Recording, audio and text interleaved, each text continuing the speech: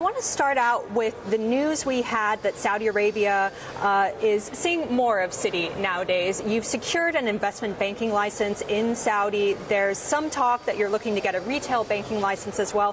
What are your plans for the region? Well, so first of all, let me say we're the largest bank footprint in the region with 24 countries in Africa and the Middle East. So we're already strong in the region, but we are coming back reinvigorated and strong in the kingdom. And as you said, we've recently been given a license for investment banking and capital market services in the region and in the kingdom, and we're proud and honored to be back in force.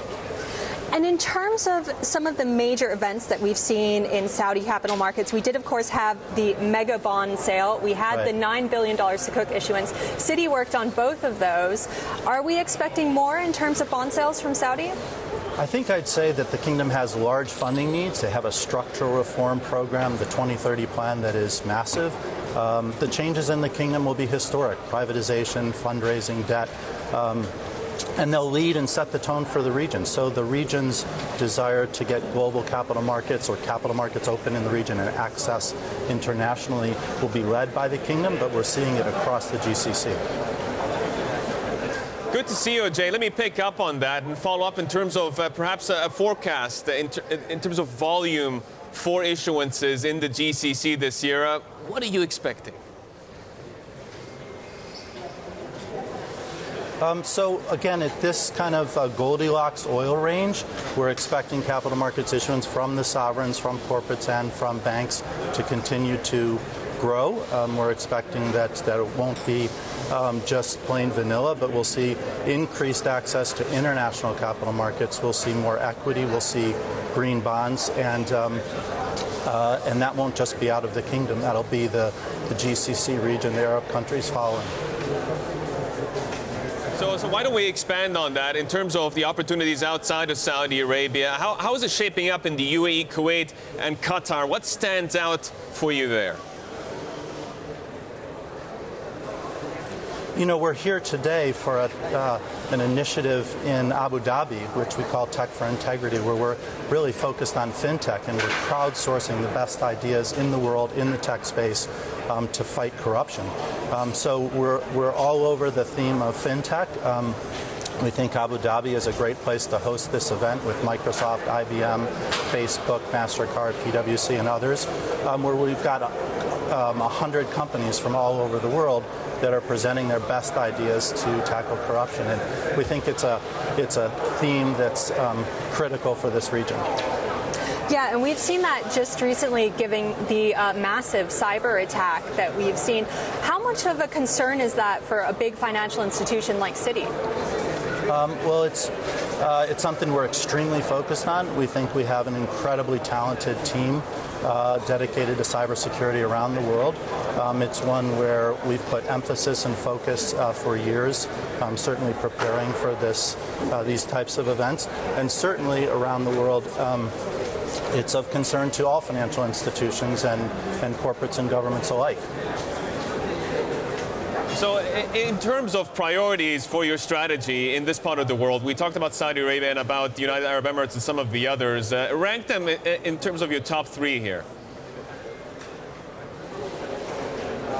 So I would say, rather than put them in terms of countries, I'd put them in terms of themes. I think one is infrastructure. There is literally $1 trillion+ of investment in infrastructure that has to happen in the next 5 years.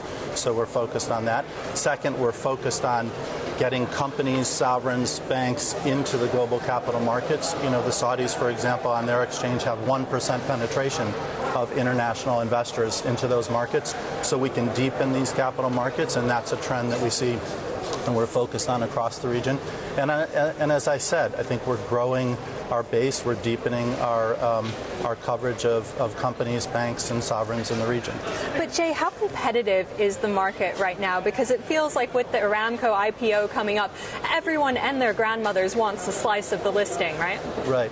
So I would say Saudi is particularly competitive. I think we feel that we've been a bank to Saudi for a long time. We've done some of their largest transactions, not just the largest that you've seen now with the kingdom. but we've covered companies in the kingdom.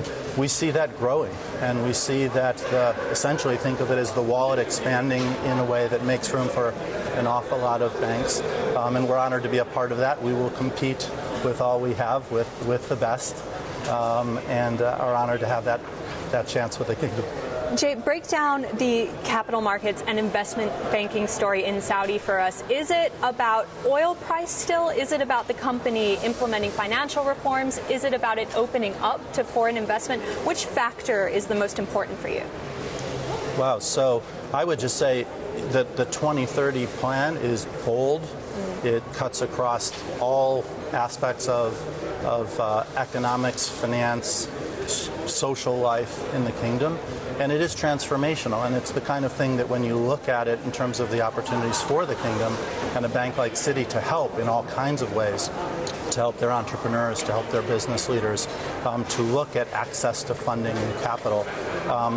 That is a long journey, and we think we can contribute a lot of best practices from what we do helping other governments around the world, and helping other economies. Just on that last point, I know you're in constant dialogue with governments in this region and elsewhere around the world.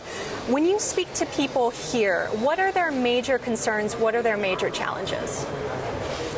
So again, I think it depends if you're an oil exporter or not. But if you're a GCC country growing at, call it 1%, that's not enough. If you're an Arab country growing at 2% and you want to go at 3%, that's not enough. So there is a sense of what do we need to do to grow. And the kingdom, the Saudis, really set the tone for that. And if you're going to grow more, you do need structural reforms. That's on people's minds. You do need access to capital at this oil price range, and capital markets are absolutely critical. You need to build infrastructure for your people, and so they're talking about how to build the structures, the bankable structures that the private sector can help get infrastructure done.